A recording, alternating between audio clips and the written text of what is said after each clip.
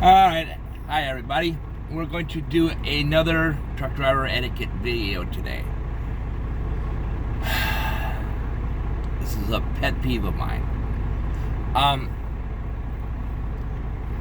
When you pass me, right, I'm happy that you got past me. I really am. Okay? But it does you no good to pass me and then pull in 2.5 inches from my front bumper. Okay? In my book, that's not passing. That's just being a jerk. Okay? Because you know that my truck may have accident mitigation technology. And if it does, and you pull in like that, my J cuts on automatically, and it's slowing me down. Okay? So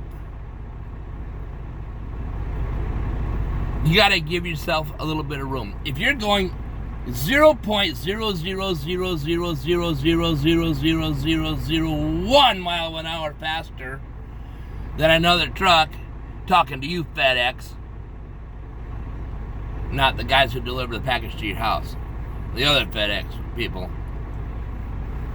If you're doing that, right, and you get past me, why don't you just go ahead and slow down 1 mile an hour? Okay? That way you don't have to worry about it. And it doesn't make any difference how fast you're going. If I'm doing 70, if I'm doing 65, if I'm doing 62, it still happens all the time. It is a pet peeve of mine, and it just makes me irritated. So don't pass and then just climb in there as fast as you can. Well, yeah, but we got to keep the left lane clear. Then you shouldn't have been in the left lane trying to pass me. If you can't get past me in a minute, then you shouldn't get past me. You need to rethink your options of what you're doing. Just saying. Because it's very rude. You know how long it takes for me to be able to stop at least a football field at 55.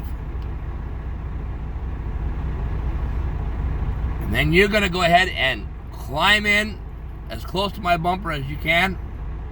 You're a jerk. You know the rules. You know all this stuff. All this stuff you know. You're just doing it because you're a jerk. Call it the way I see it. If you don't like it, I don't really care. Like I said, I call it how I see it. So, I will always call it how I see it, by the way. No matter what I'm talking about. So, that's one of the things that really ticks me off. The next thing that really ticks me off is, for some unexplainable reason I just don't get, some people are taking their 30-minute break on the fuel island. You need to not do that. I've even had people taking showers inside while they're parked at the fuel island.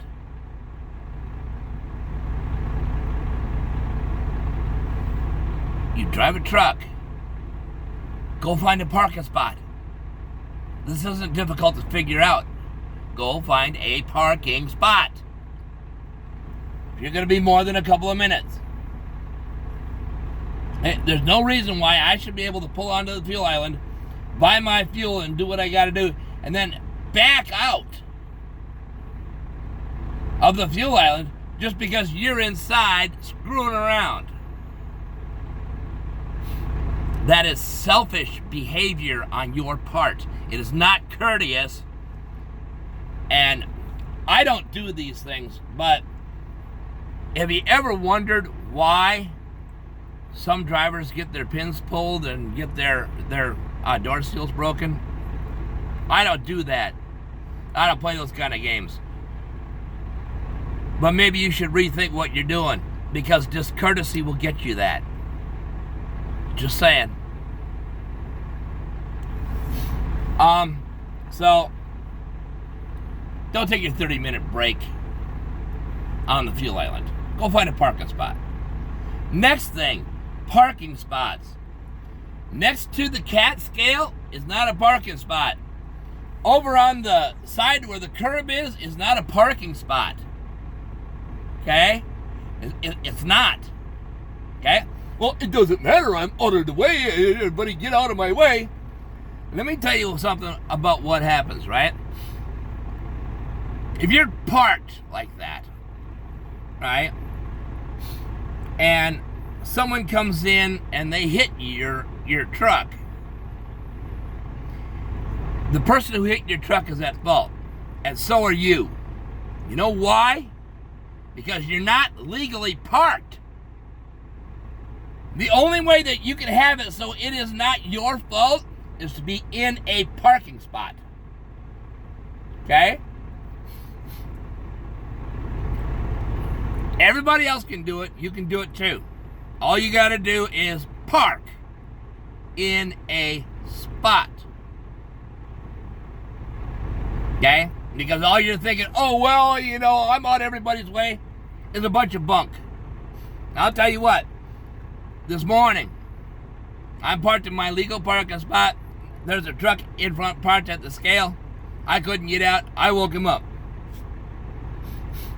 If you are not in a legal parking spot and you're in my way, I will wake you up and get you out and make you move. If you're in a legal parking spot, there's nothing I can do about it.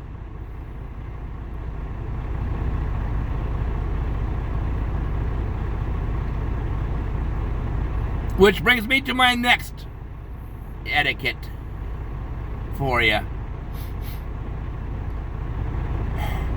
I realize that sometimes it's hard to find a parking spot. I get it, right? If there's 50 spots open and you park higgledy-piggledy wherever you feel like it, then you're being a jerk. I understand though sometimes when you're driving and you're trying to get somewhere close to it because you got a real early appointment or something like that, that you're going to be driving and you're going to get to the truck stop and there's not going to be any place to park, so you park illegally. I get it. I understand. Okay? But here's what you do. You set your alarm for 7 a.m. Okay? And you move your truck into a parking spot. You don't need your beauty sleep. Most of you, including me, beauty sleep is not going to help you. That includes me. That especially me. Get up and move yourself into a parking spot. That's the way we used to do it when I started driving, and it's the way it should still be done, because that's the right way to do it. That way you're out of the way of everybody else who wants to do something.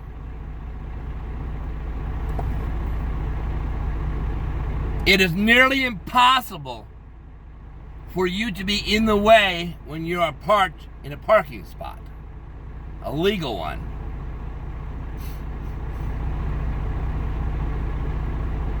This is your second courtesy video from me. I really, really want you to go ahead and start practicing this stuff and start saying something about it. You don't have to go up to other drivers necessarily.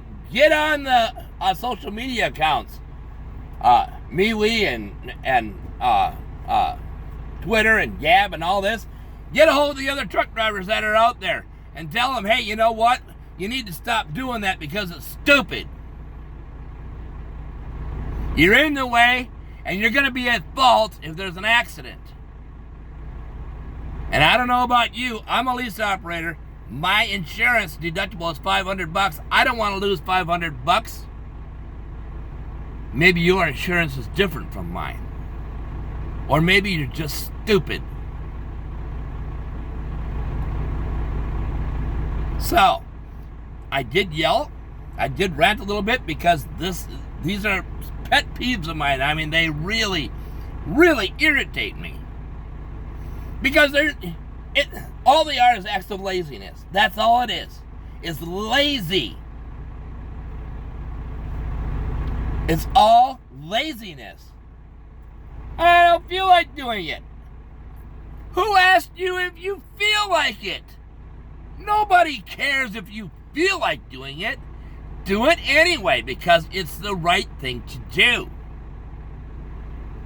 And if you can't do the right thing, quit and go do something else. We don't need you out here that bad.